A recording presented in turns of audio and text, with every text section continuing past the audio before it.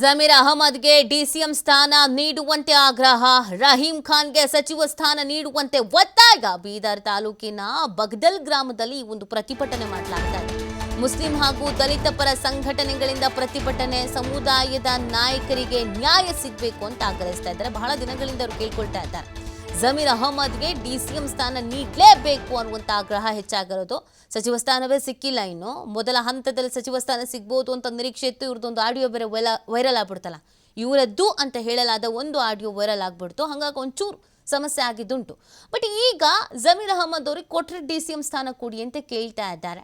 ರಹೀಂ ಖಾನ್ಗೆ ಸಚಿವ ಸ್ಥಾನ ನೀಡಬೇಕು ಅಂತಲೂ ಕೂಡ ಒತ್ತಾಯ ಮಾಡ್ತಾ ಇದ್ದಾರೆ. ಬೀದರ್ ತಾಲೂಕಿನ ಬಗದಲ್ ಗ್ರಾಮದಲ್ಲಿ ಒಂದು ಪ್ರತಿಭಟನೆಯನ್ನು ಕೂಡ ನಡೆಸಲಾಗಿದೆ.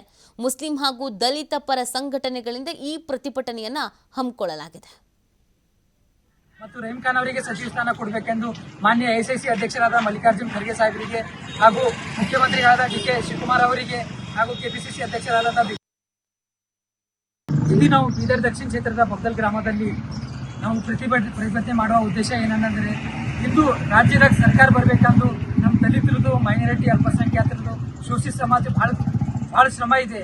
ಆ ಶ್ರಮದಲ್ಲಿ ಏನಂತಂದ್ರೆ ನಮ್ಮ ಸಮುದಾಯದ ನಾಯಕರಾದಂಥ ಶ್ರೀ ಜಮೀರ್ ಅಹಮದ್ ಖಾನ್ ಅವರು, ರಹೀಂ ಖಾನ್ ಅವರು ಈ ನಮ್ಮ ಕಲ್ಯಾಣ ಕರ್ನಾಟಕ ಭಾಗದಲ್ಲಿ ಇಡೀ ರಾಜ್ಯದಂತ ಸುತ್ತಿ ಬಹಳ ಶ್ರಮ ಪಟ್ಟಿದ್ದಾರೆ.